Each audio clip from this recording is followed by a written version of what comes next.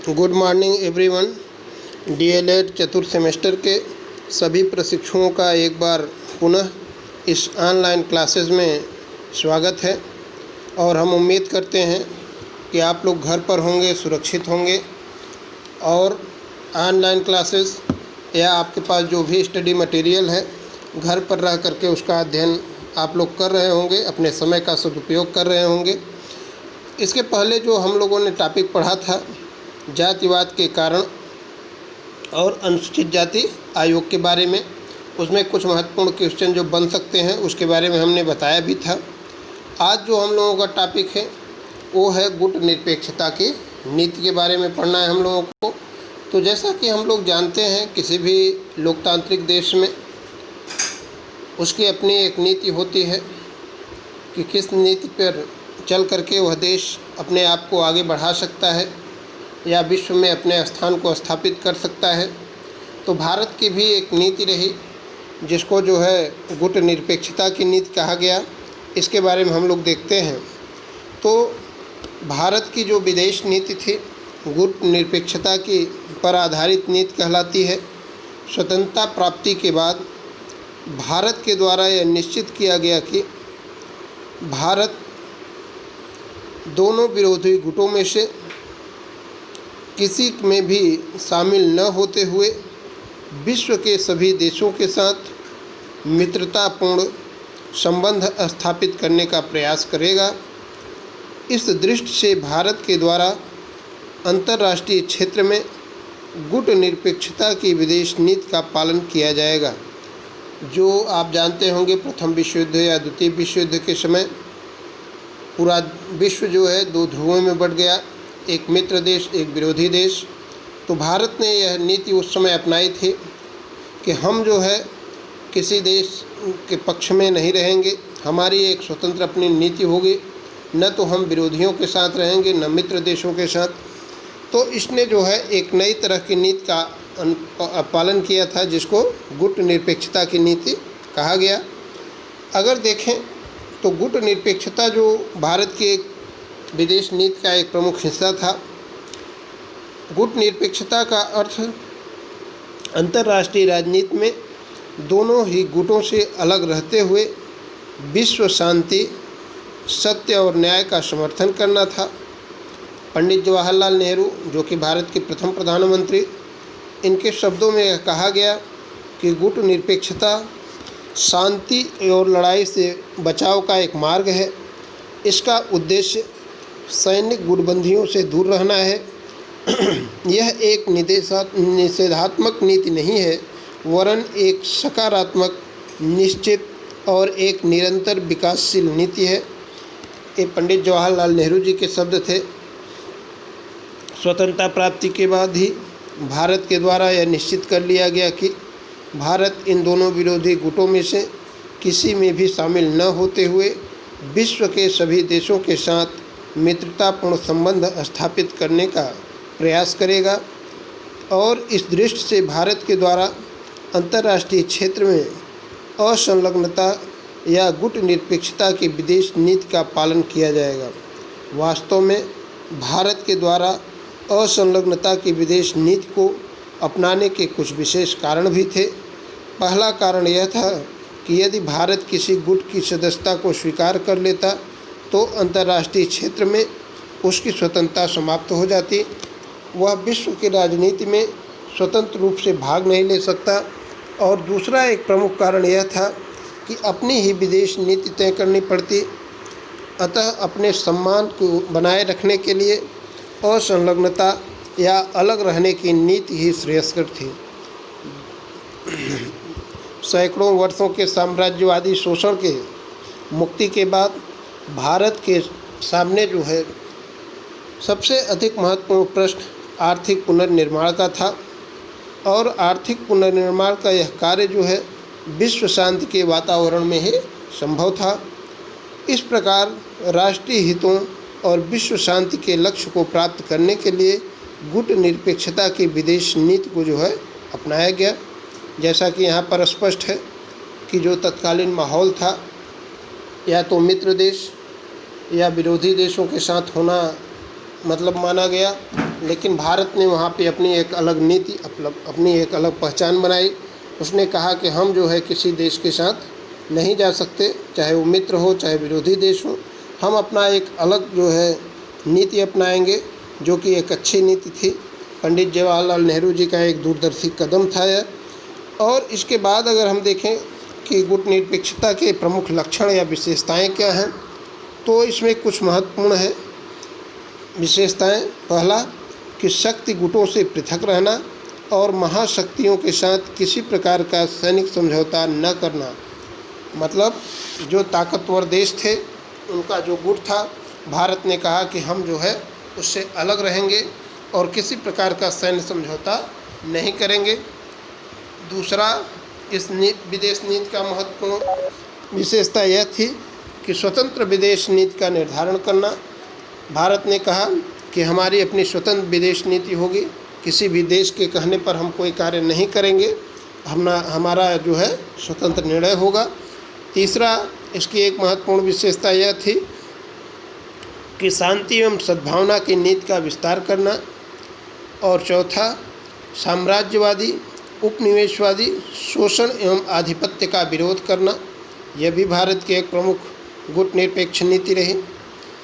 और पांचवा जो है विकासशील नीति का जो है अनुसरण करना, कैसे देश का विकास हो, कैसे देश आगे बढ़े, अग्रसर हो, इस नीति का वह अनुसरण करेगा। और छठा जो है संयुक्त राष्ट्र के कार्यों में सहयोगात्मक भूमिका का निर्वाह करना। संयुक्त राष्ट्र के जो भी दायित्व हैं, जो भी कार्य हैं, उसमें जो है भारत अपनी सक्रिय भूमिका अदा करेगा। और 1961 में आप देखेंगे कि भारत के प्रधानमंत्री पंडित जवाहरलाल नेहरू, मिस्र के कर्नल नासिर, इंडोनेशिया के राष्ट्रपति सुकर्णो और यूगोस्लाविया के राष्ट्रपति मार्शल टिटो ने इस भावना को गुटनिरपेक्ष आंदोलन का जो है रूप दिया। यहाँ पे एक महत्वपूर्ण क्वेश्चन यह बन सकता है कि गुटनिरपेक्ष आंदोलन की विशेषता क्या थी, तो ये चीज़ है, इसको आप लोग ज़रूर पढ़ें। इसके बाद अगर हम लोग देखें गुटनिरपेक्षता का महत्व क्या था, गुटनिरपेक्ष नीति जो भारत ने अपनाया उसका महत्व क्या था, तो इसके कुछ महत्वपूर्ण बिंदु हैं गुटनिरपेक्ष नीति के महत्व के, इसको हम लोग देखते हैं। पहला यही कि गुटनिरपेक्षता ने तृतीय विश्व युद्ध की संभावना को समाप्त करने में महत्वपूर्ण भूमिका अदा किया। दूसरा, गुटनिरपेक्ष राष्ट्रों ने साम्राज्यवाद का अंत करने और विश्व में शांति व सुरक्षा बनाए रखने के लिए महत्वपूर्ण प्रयास किए। यह एक बहुत महत्वपूर्ण उपलब्धि थी भारत की। तीसरा, गुटनिरपेक्षता के कारण ही विश्व की महाशक्तियों के मध्य शक्ति संतुलन बना या शक्ति संतुलन स्थापित हुआ। चौथा, गुटनिरपेक्ष सम्मेलनों ने सदस्य राष्ट्रों के मध्य होने वाले युद्धों एवं विवादों का शांतिपूर्ण ढंग से समाधान किया। पांचवा, गुटनिरपेक्ष राष्ट्रों ने विज्ञान व तकनीक के क्षेत्र में एक दूसरे को पर्याप्त सहयोग दिया। छठा, गुटनिरपेक्ष आंदोलन ने राष्ट्रीय राजनीति में को व्यापक रूप से प्रभावित किया। और अंतिम एक महत्वपूर्ण बिंदु इसका यह था कि गुटनिरपेक्षता ने नए राष्ट्रों के संबंधों में स्वतंत्रतापूर्वक विदेशों से संबंध स्थापित करके तथा सदस्यता प्रदान करके उसके सम्मुख जो है संप्रभुता की सुरक्षा का जो है एक साधन बना। यह जो है गुटनिरपेक्ष आंदोलन की जो है यह महत्व था, कुछ महत्वपूर्ण बिंदु थे, इसको आप लोग ज़रूर देखें गुटनिरपेक्ष आंदोलन का महत्व। तो इसके बाद अगर हम लोग देखें भारत के एक महत्वपूर्ण सिद्धांत रहा, वो है पंचशील का सिद्धांत। जैसा कि हम लोग जानते हैं चीन से संबंधित यह था पंचशील का सिद्धांत, तो इसके बारे में हम लोग देखते हैं थोड़ा सा। जो पंचशील का सिद्धांत था यह भी भारत की विदेश नीति का एक आधार है। और इस सिद्धांत का जो प्रतिपादन किया गया 20 जून 1954 को तत्कालीन प्रधानमंत्री पंडित जवाहरलाल नेहरू जी और चीन के राष्ट्रपति चाउ एन लाई ने आपसी बातचीत के द्वारा किया था। यह महत्वपूर्ण यहाँ पे क्वेश्चन बन सकता है कि पंचशील का सिद्धांत किन देशों के मध्य था, भारत और चीन के मध्य था। कब इस सिद्धांत का प्रतिपादन किया गया? 1954, 20 जून 1954। और प्रधानमंत्री उस समय भारत के पंडित जवाहरलाल नेहरू और चीन के प्रधानमंत्री चाउ एन लाई थे।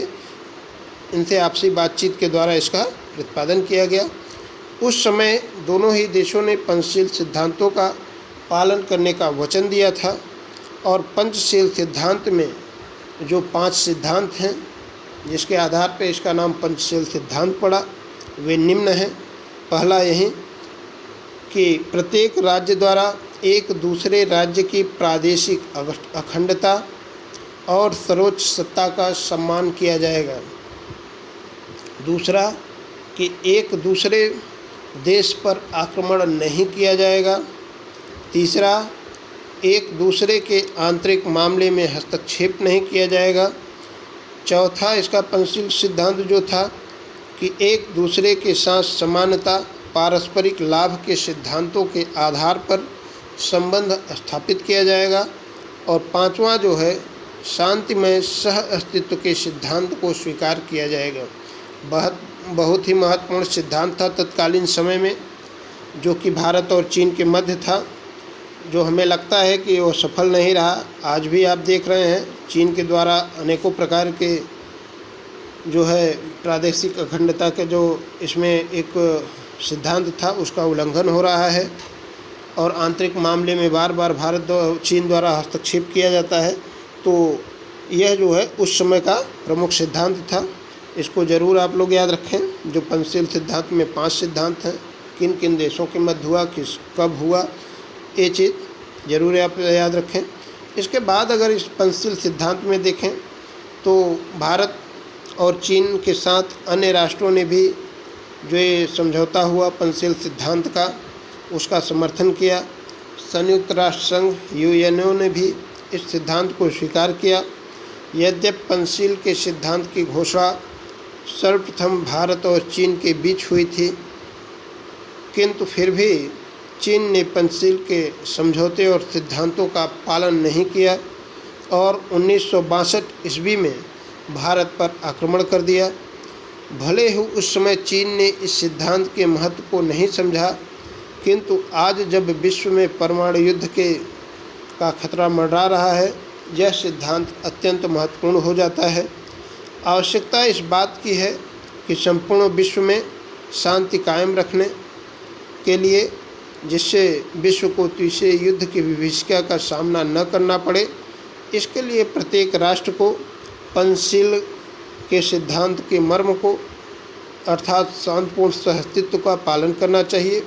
सभी देशों को अपनी स्वतंत्रता, अखंडता के साथ पड़ोसी तथा अन्य देशों की अखंडता का भी आदर करना चाहिए। वर्तमान अंतर्राष्ट्रीय परिस्थितियों में पंचशील का सिद्धांत ही विश्व शांति का एकमात्र मार्ग है। भले ही आज यह सफल नहीं रहा, चीन ने बार बार इस सिद्धांत का उल्लंघन किया, लेकिन आप देखेंगे जो वर्तमान में दौर में विश्व गुजर रहा है उसमें यह सिद्धांत अत्यंत प्रासंगिक है। तो इस प्रकार से आज हम लोगों ने जो अध्ययन किया गुटनिरपेक्ष सिद्धांत का, उसमें जो महत्वपूर्ण प्रश्न बन रहे हैं, और पंचशील का सिद्धांत, इसको भी आप पढ़ें। और जो आप लोगों का प्रथम फाउंडेशन के द्वारा SCERT के द्वारा जो कार्यक्रम चलाया जा रहा है उसमें आप लोग अवश्य जुड़े। हो सकता है कि इसको SCERT और PNP जो है इंटर्नशिप के रूप में माने, तो इसमें कोई छूटे न, अपने साथियों से भी कहिए। धन्यवाद।